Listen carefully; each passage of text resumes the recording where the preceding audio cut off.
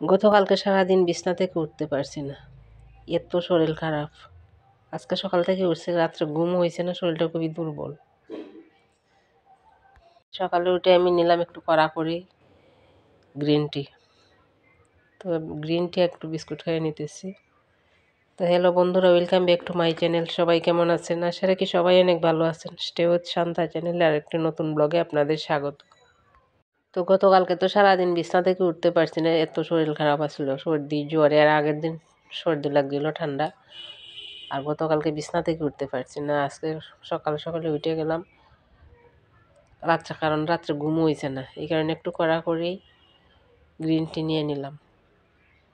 তো এখানে বসে বসে গ্রিন টি খাইতেছি আর দেখতেছি শরীরে একটু সুস্থ লাগে কিনা।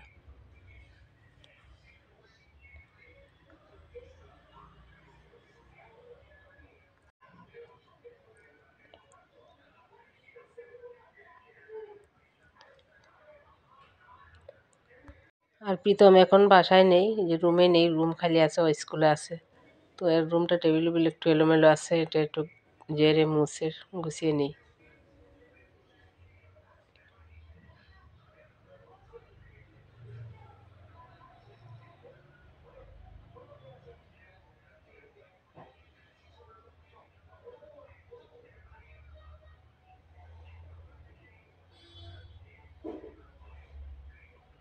আর প্রীতম এখন স্কুলে আছে, আইসা পড়বে তাড়াতাড়ি, এখন তো ছুটি হয়ে যায় তাড়াতাড়ি। আর তাছাড়া এমনি তো আজকে বৃহস্পতিবার, আমারও কাজ আছে, ঘরটা মুছতে হবে। বৃহস্পতিবার লক্ষ্মীর পুজোটাও করতে হবে আজকে। তো আগে ঘরটা মুছে ফেলি।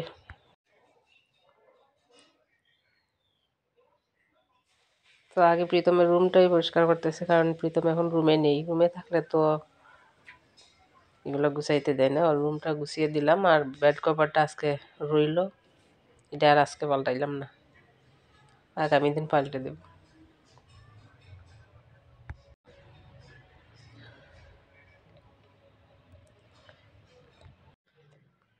আর গতকালকে সর্দি জ্বর, মাথার ধরে এত খারাপ লাগছিল, কী কারণে ঠান্ডা লাগলো এটাই বুঝতে পারতেছিলাম না।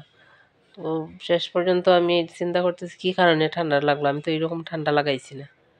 পরে ভাবলাম যে কম্বলের মধ্যে মনে হয় আমার তো অ্যালার্জি আছে, কম্বলের এটার মধ্যে আমার মনে হয় বালু জমা আছে, যার কারণে হঠাৎ করে এরকম ঠান্ডা লাগলো। যে বালু সর্দি লাগে এদিন গায়ে দিছিলাম, ওই কারণে এইটাই আমার সন্দেহ হইতেছে। তো আজকে কম্বলটা সরিয়ে ফেলবো বিছনা থেকে, কারণ এটা ওয়াশ করতে হবে, ড্রাই ওয়াশে দিতে হবে। আর কম্বল এমনিতেও আমার গায়ে দিতে ভালো লাগে না, আমার লেপই ভালো লাগে।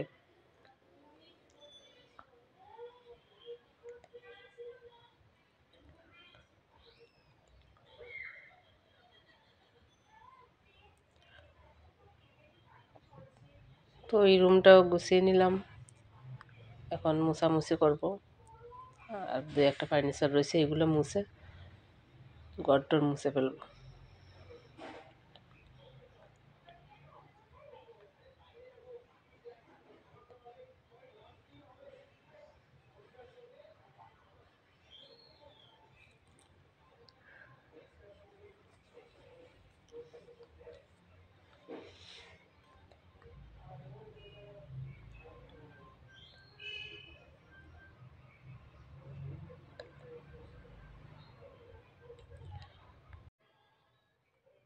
তো ঘর দরজা মুছে আমি এদিকে, ঘরটা মুছা হয়ে গেছে, প্রত্যেকটা রুমে আমি মুছিয়ে ফেলছি।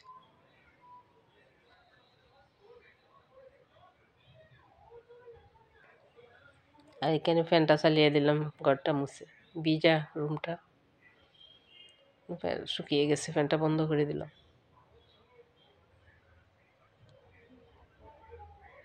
সব রুম মোছা হয়ে গেছে, এতক্ষণে শুকিয়েও গেছে।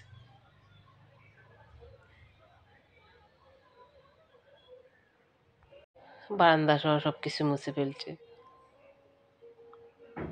আর হঠাৎ গরম লাগে, হঠাৎ ঠান্ডা, এই আর কি অবস্থা। মনে হয় আবহাওয়ার পরিবর্তন, এই কারণেও হয়তো ঠান্ডা সর্দি সমস্যা হইতে পারে।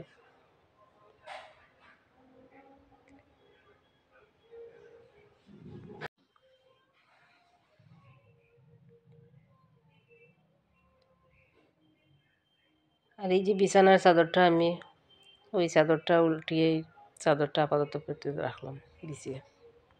আজকে এই চাদরটাই বিছিয়ে দিলাম, এটা দেওয়া ছিল, আরও আছে দেওয়া কিন্তু আর বিছাইলাম না, এটাই দিলাম আজকে থাকুক 2-1 দিন। আর এই যে কম্বলটা সরিয়ে ফেললাম, বিছানা থেকে সরিয়ে হালকা একটা কম্বল রাখছি লেপের সাথে, ওইটা এখানে রাখলাম, এটা উঠিয়ে ওয়াশ করে উঠিয়ে ফেলবো। আমার মনে হইতেছে এটার মধ্যে ধুলা আছে।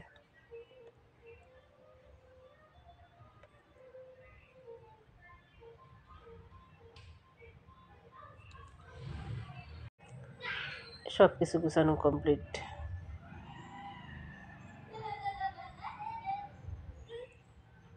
এই রুমটা মুছে ফেললাম, আর লেপ কম্বল এই দিকে রাখলাম, ওইটির আর প্রয়োজন নেই, এগুলো উঠিয়ে ফেলবো। আর এই গাছটা পাতা সব বিছা খেয়ে ফেলছে, কিন্তু ফুল ঠিকই ফুটতেছে। আর এই যে গাছটা মরে গেছে কি কারণে বুঝতে পারি নাই, তো এটা ভাঙ্গে ফেলে এই দিইটা তো আর কাজে লাগবে না, দেখতেও খারাপ লাগে।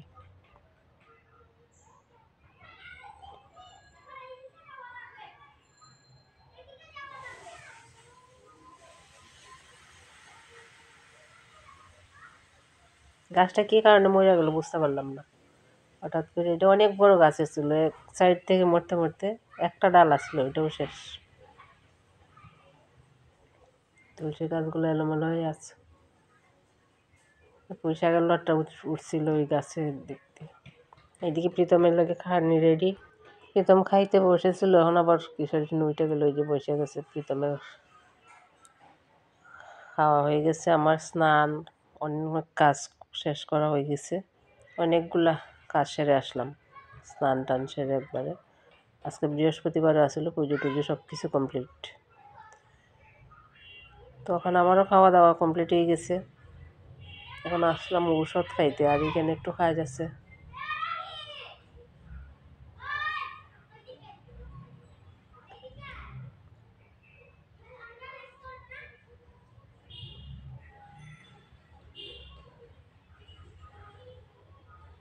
এটা মুছার বাকি আছিল, তো সামনে যখন পড়লো এই জায়গাটা গুছিয়ে গেছিলাম, কিন্তু মুছতে ভুলে গেছি।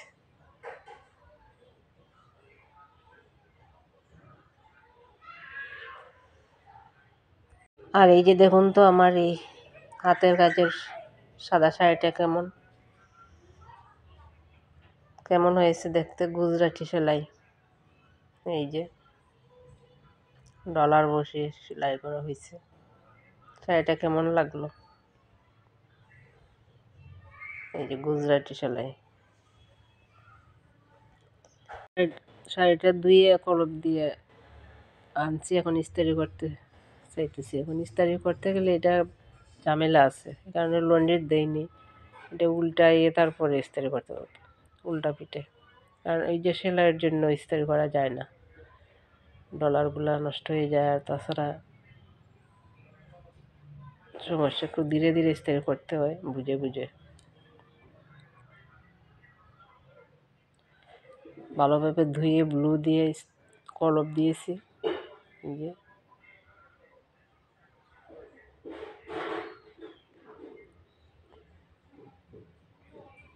শাড়িটা এখন ইস্ত্রি করব।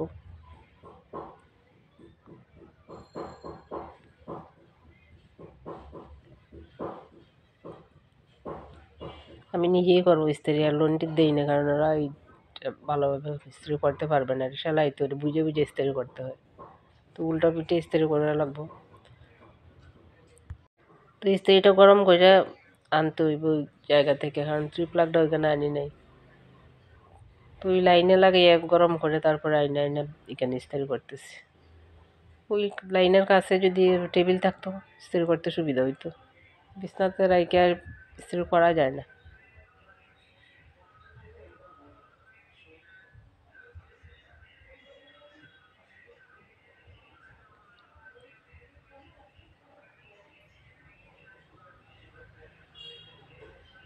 তবু দেখি একটু চেষ্টা করে, যদি না হয় পরে যেখানে আছে লাইনটা ওইখানে নিয়ে টেবিলে রাইকে করবো।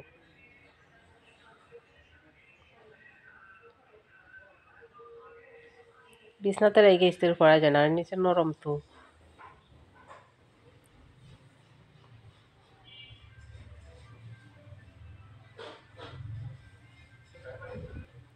প্লাগটা এখানে লাগিয়ে দিলাম, এখান থেকে গরম গরম করে আইনা ইস্তার করতেছে। আমার গায়ে যে পরা ওড়নাটা এটাও হাতের কাজের, এই যে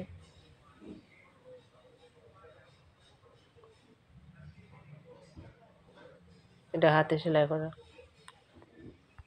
আর এখানে এই যে অনেকগুলো কাঁচামরিচ আছে, এগুলো ডাটা ফেলে রাখতে হয়, না হয় আবার নষ্ট হয়ে যাইব। এই কারণে ডাটাগুলো রাখলে অনেক দিন ভালো থাকবে। আর সিমের বিচি আছে, এগুলো আমি ভিজিয়ে রাখছিলাম, এখন উঠিয়ে আনছি, এগুলো চুলাইব বসে বসে। তো আমি এই রুমেই বসলাম, এগুলো চুলিয়ে নিই।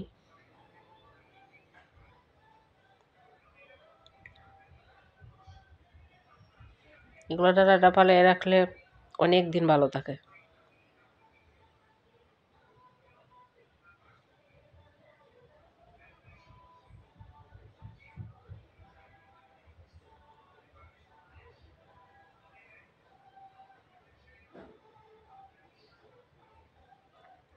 সিমের বিচিগুলো একবারে চুলিয়ে ওটা কাজ শেষ করি।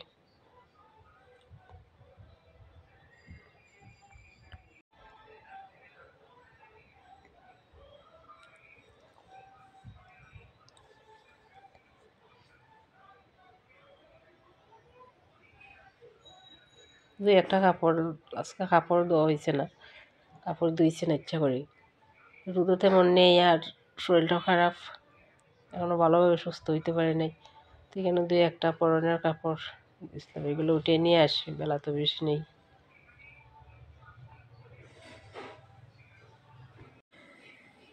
ভিডিওটা ভালো লাগলে লাইক কমেন্ট শেয়ার করুন।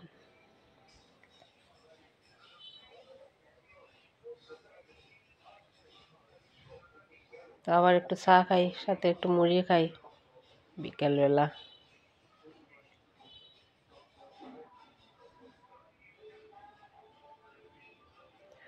মাথার ধরাটা এখনো ছাড়ে নাই। তাহলে বন্ধুরা আজ এই পর্যন্ত, দেখা হবে নেক্সট ভিডিওতে। আপনারা ভালো থাকুন।